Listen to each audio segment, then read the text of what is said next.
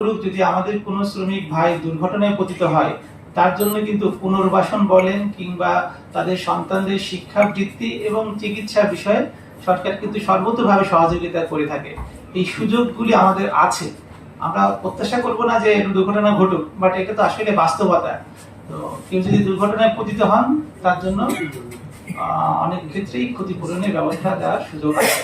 একইভাবে পরিবহন সেক্টরেও আমাদের বিআরটিএ তাদের কিন্তু একটা উল্লেখযোগ্য ফান্ড আছে, যে কেউ যদি সড়ক দুর্ঘটনায় আহত হন বা নিহত হন, তার জন্য কিন্তু ক্ষতিপূরণ কিংবা সাময়িকভাবে একটু অনুদান, আর্থিক অনুদান প্রদানের সুযোগ আছে।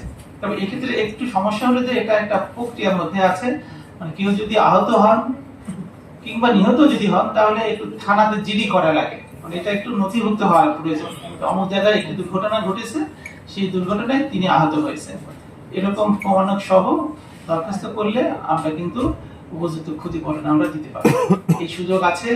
বরং আমরা বলতে চাই যে এই সুযোগগুলি অনেকাংশে মানে প্রচার কিংবা অজ্ঞতার কারণে আমাদের শ্রমিক ভাইরা গ্রহণ করতে পারে না, কিংবা এমনি সাধারণ যারা পথচারী কিংবা অন্যান্য যারা জনসাধারণ, তারা যখন আহত হন, তারাও কিন্তু এই সুযোগটা নিতে পারেন না।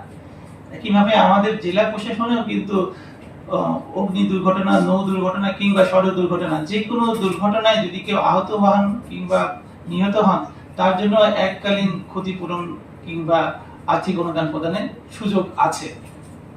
একই সাথে আমাদের যে জিআর এর চাল, সেটা কিন্তু আমরা তাদেরকে দিতে পারি।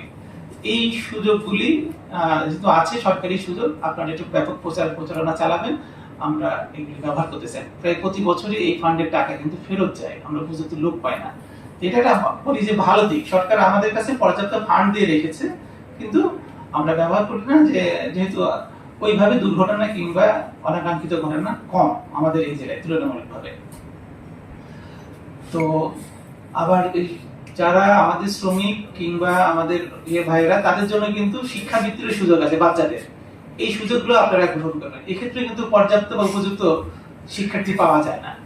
সরকারি এই সুযোগ সুবিধাগুলো আপনারা গ্রহণ করবেন। আমাদের যে উদ্দেশ্য, আমরা যেন মালিক, শ্রমিক এবং সরকারি দপ্তর একসাথে আমরা যেন কাজ করতে পারি। আমাদের বর্তমান